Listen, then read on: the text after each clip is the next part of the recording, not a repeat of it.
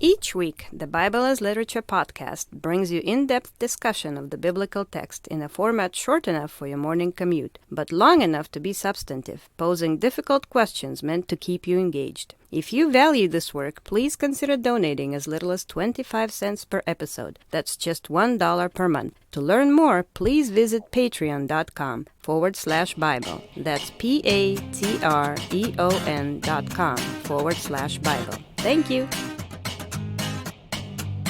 Hi, this is Father Marc with the Bible as Literature podcast. In this week's episode, Richard and I reflect on the famous declamation of Jesus against the Scribes and the Pharisees in Matthew chapter 23. It is commonly assumed that by condemning the hypocrisy of religious teachers, Jesus is endorsing an alternative, ethically correct teacher. In reality, Matthew's beautiful and emotionally explosive woes are a universal description of flaws inescapable and endemic to human preaching and teaching. This raises important questions about the prophetic function of a teacher's sins and how these sins are used in Matthew to expose the self-righteous attitude of disciples. You're listening to the Bible as Literature.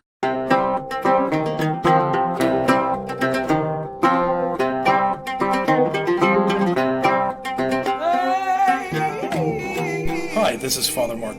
And this is Dr. Richard Benson. And you are listening to the 19th episode of the Bible as Literature podcast. Earlier today, Richard and I were talking about Matthew chapter 23. It's a famous chapter, and how this text relates to Paul's argument in Galatians, where he is dealing with the problem of glorying in the materialistic striving of the religious community, but also the problem of the leaders of the church in Jerusalem seeking the praise of men. So Richard, say something about this text. I mean, what are your thoughts about Matthew 23? The thing that just jumps out at you when you read this is there's like this chorus all the way through. Woe to you, scribes and Pharisees, hypocrites. Woe to you, scribes and Pharisees, hypocrites. Woe to you, scribes and Pharisees, hypocrites. And it keeps going over and over again. And when he's talking about this, he says this in the very beginning: the scribes and the Pharisees sit in Moses' seat. Therefore, whatever they tell you to observe, that observe and do.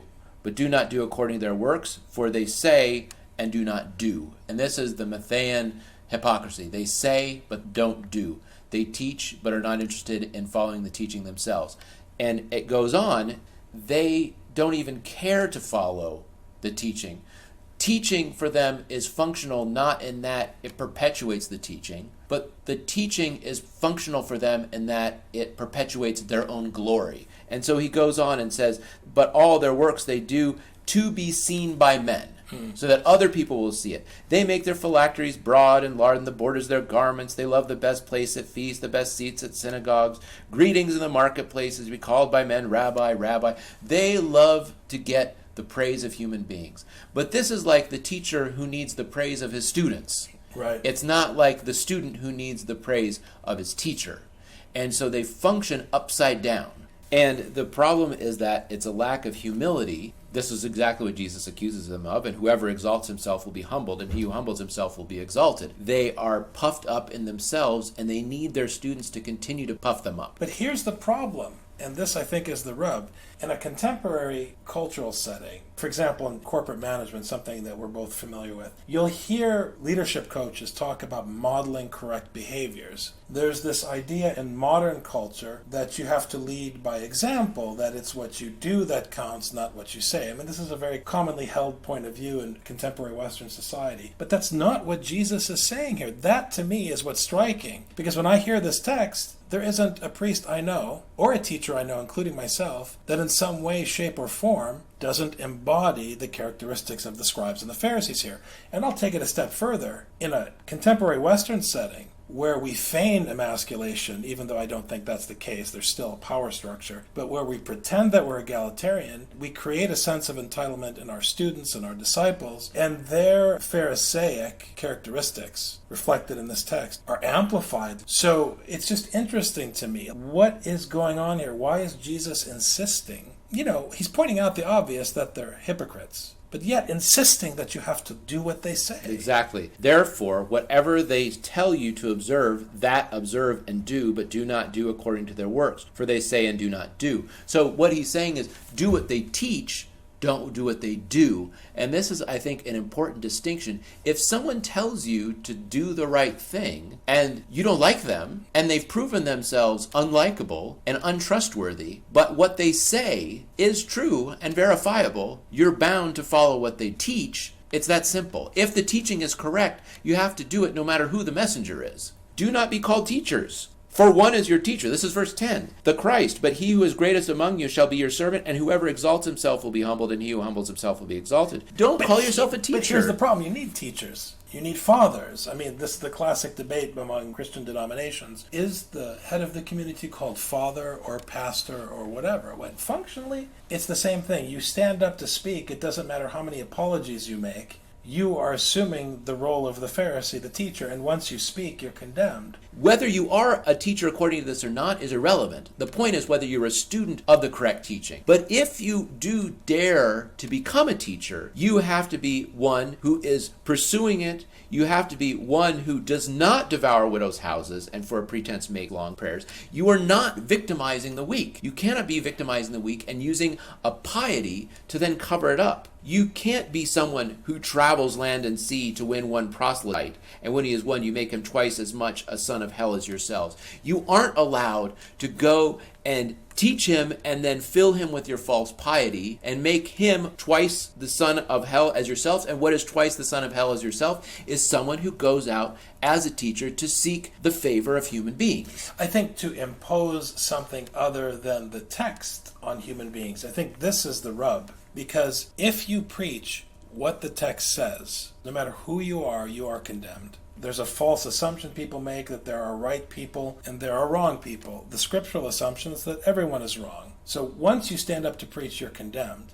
If you preach from the text, then at least you're not adding insult to injury in terms of your unworthiness. The example I would give is you are a manager and your manager is critical of you because you've fallen short. You're not an adequate manager.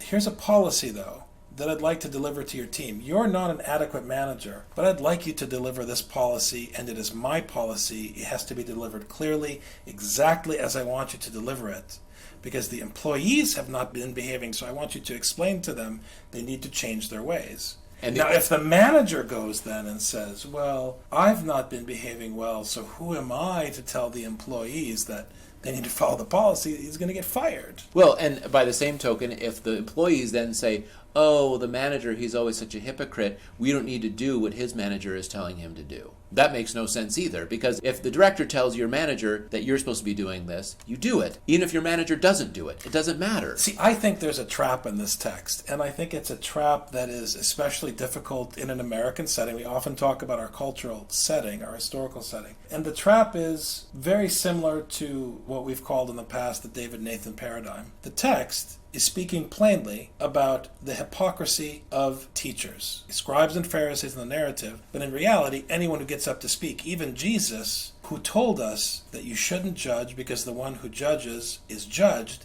he himself, by standing up and speaking, was judged. Now, the difference between him and the scribes and the Pharisees is that he was judged unjustly, but every other teacher, the poor whom we'll always have with us who come after Jesus, are also judged, but deservedly so. So I think what happens is that people in an anti-authoritarian culture see Jesus lambast the scribes and the Pharisees, and instead of looking for some place to cower and hide because they understand that they're next, they hear this text as a me against the man text, and it actually produces self-righteousness. I think the text is very wise and is inviting the hearer into that temptation. We have to understand how this text functions. It accuses the student of a different thing than it accuses the teacher of. The student it accuses of judging the teacher. Yeah, you're too much of a hypocrite. I don't know if I can trust you. What you say is nice, but you're not a very nice person. I'm going to ignore it. Which is as despicable as the sins that are described with respect to the teachers. Right. And here's the problem. The text is condemning the student for judging the teacher whether he's right or not. Then the text goes on and on and on and on and condemns all the bad teachers. The student is not allowed then in the end to see, aha, see those scribes and Pharisees, they're hypocrites. No, you're not allowed to do that. The beginning of the text said, you're not allowed to judge your teacher. And if your teacher is a scribe, a Pharisee, a hypocrite, woe to them, not woe to you, unless you don't do what they say. The text is addressing the reality of the human situation, the human condition. The teacher will always fall short. The student will always be self-righteous. So let's get past that and figure out a way to ignore the personality of the teacher and the personality of the student and focus on the instruction. This is an extremely important point because when, for example, clergy or teachers take this stance that's so common in Western culture, who am I to say this? Or I'm not worthy. Or they put on this air of humility. But when you try to pretend that you're something other than the scribes and the Pharisees, it's very dangerous. Because your hearers will look at the scribes and the Pharisees in the text, and they'll look at the teacher and they'll say, oh, this teacher is not like the scribes and the Pharisees. But once you go down that path, it's actually worse. Because the text is saying, no matter how nice you sound, whether you sit in the back at the banquet, whether you don't get special treatment in the marketplace, you're still a hypocrite. Because as soon as you say, this teacher, that teacher, then it's about the teacher. It's not about the teaching. Absolutely. That's what it has to be about. It has to be completely about the teaching. When you say I'm not worthy, you're changing the reference point from the teaching to yourself. It's very problematic. For example, if you have a certain personality trait or you engage in behaviors that are condemned by the text, if you are assigned to preach the text and you choose not to preach what the text says because you don't feel you have a right to because of your behaviors, you're self-referential. Conversely, and this is the ugly twin sister of this behavior, when someone who has been able to, at least by their measure, not by the measure of the gospel, but by their own standards, have been able to behave correctly in certain ways, they then feel that they have a right to speak with authority on those topics. And they condemn others from, again, a self-righteous fleshly platform. This is self-righteousness. Mm-hmm. In other words, when the teacher speaks and you say, oh, look, he's a Pharisee, he's so self-righteous. Once you say that, you are condemned of self-righteousness. Right, and this is what... This is endemic to preaching. This is the way the system works. It's not that this is a symptom or a problem. The whole function of the sermon is to invite the addressee to condemn the preacher and in so doing condemn themselves. Right. This is verse 23. Woe to you, scribes and Pharisees, hypocrites, for you pay tithe of mint and anise and cumin and have neglected the weightier matters of the law, justice and mercy and faith. These you ought to have done without leaving the others undone. Right. I very much like that. Oh, the scribes and the Pharisees, they're very good at paying tithe of mint and anise and cumin. That's not a big deal. Mint is a weed. I mean, you can pluck it and you can offer it. No big deal. Ah, but I did it. That's the thing. What about justice and mercy and faith? Well, those, I'm still working. Oh, well, hold on a second. I'm still working on those. These are the weightier matters. Now, you have to do the mint and the cumin and the anise, but you aren't allowed to leave the other ones undone. And so this is what happens. You say, well, I'm very good at the mint and the cumin. I'm not as good at the other things, but I'm going to talk about how important mint and cumin and anise are because I can now demonstrate how I am on a higher level.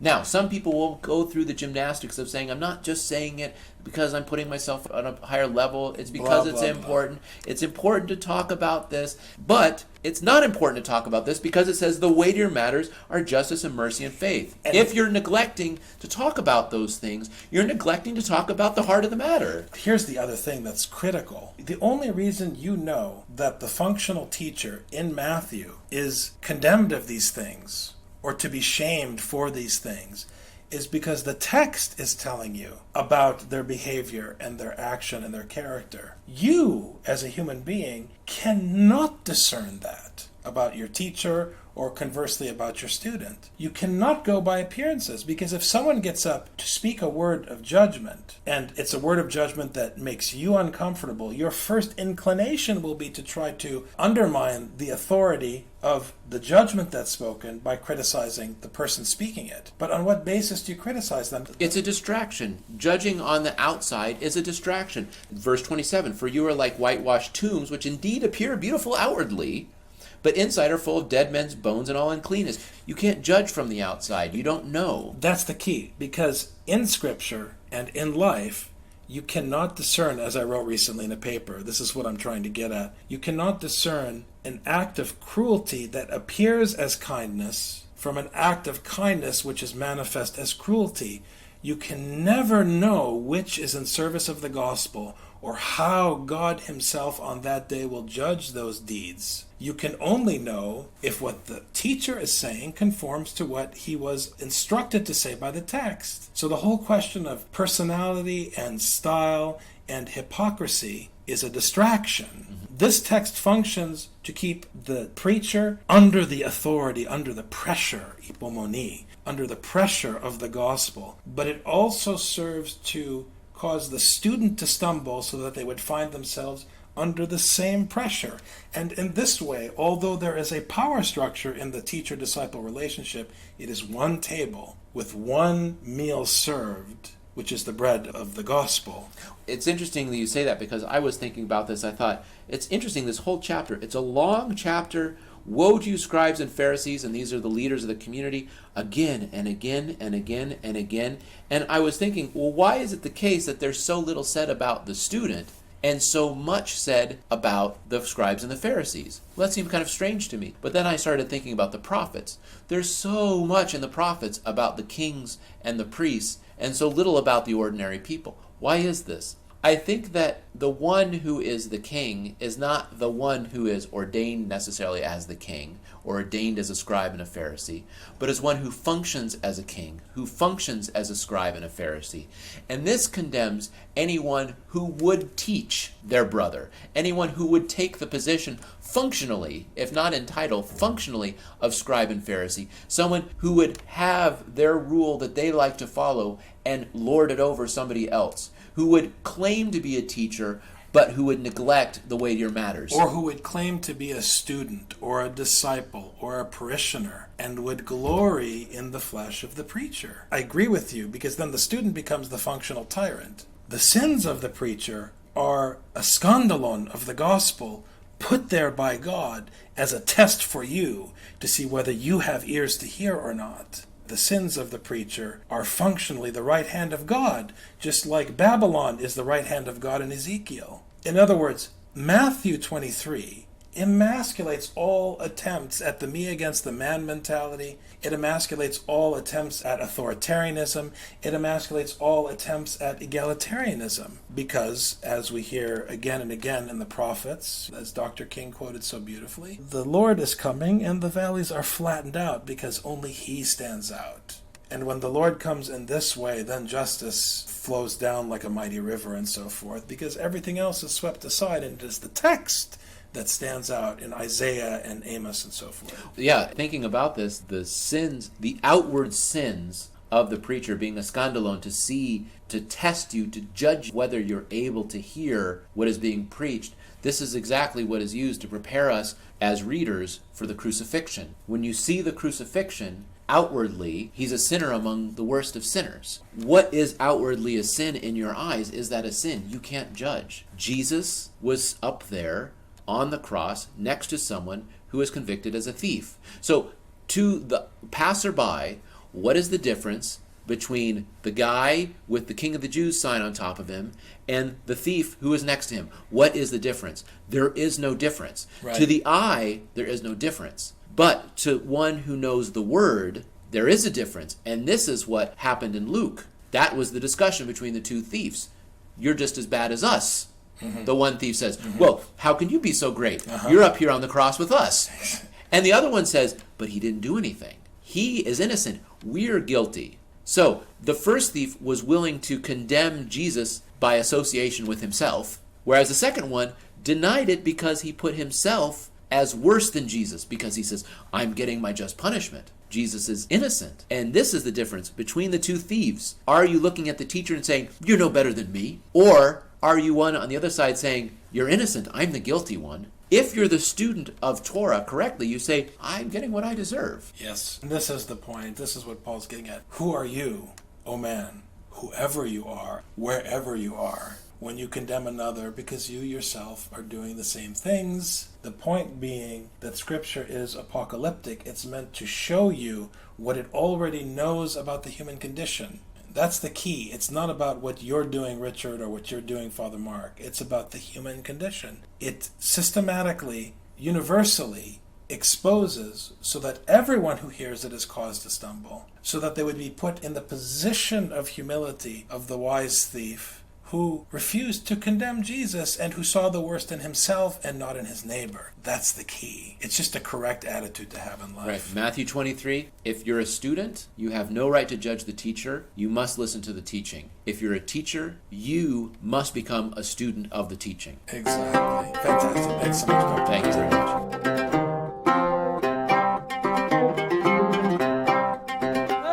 You've just heard the Bible as literature. Thanks for listening.